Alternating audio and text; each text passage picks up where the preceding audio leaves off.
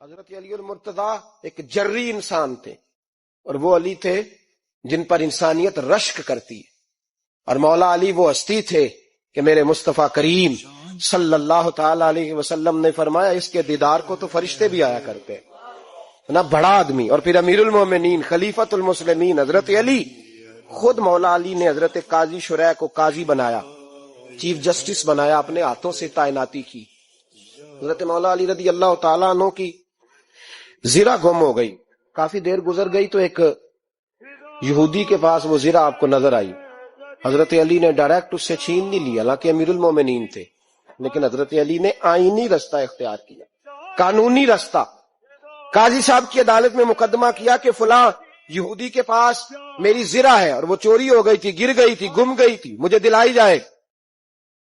قاضی صاحب نے بلا لیا یہودی کو، امیر المومنین بھی کٹہرے میں۔ قاضی صاحب کہنے لگے اس سے کہ زرہ تیری ہے؟ اس نے کہا جی میرے پاس ہے تو میری ہے۔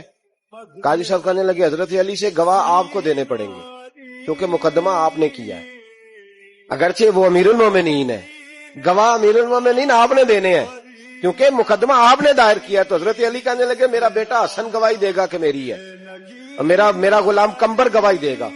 قاضی صاحب کہنے لگے حضور ان کی گواہی درست تو ہے پر میں نہیں تسلیم کرتا، اس لیے کہ بیٹے تو باپ کے حق میں بولا ہی کرتے ہیں، نوکر تو آقاؤں کے حق میں بولتے ہی ہیں، جائیں کوئی غیر جانبدار بندہ لے کے آئے جو گواہی دے۔ تو حضرت علی خاموش ہو گئے، کہنے لگے ابھی میرے پاس ایسا کوئی گواہ نہیں۔ قاضی صاحب کہنے لگے چلیں پھر آپ یہودی کو راضی کریں، آپ نے کیوں بلا وجہ گھسیٹا عدالت، انصاف کا تقاضا ہے۔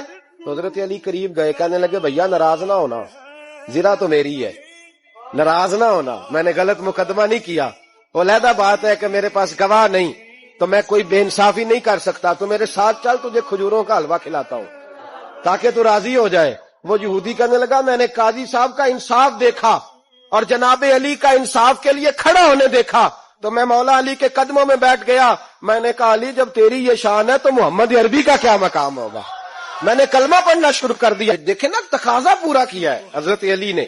تو وہ کہنے لگا علی جملہ یاد رکھنا، کہنے لگا یہودی علی تیرے انصاف کے اس رنگ نے میرے دل سے کفر کی میل دور کر، تیرے عدل نے میرا کفر توڑ دیا، کفر۔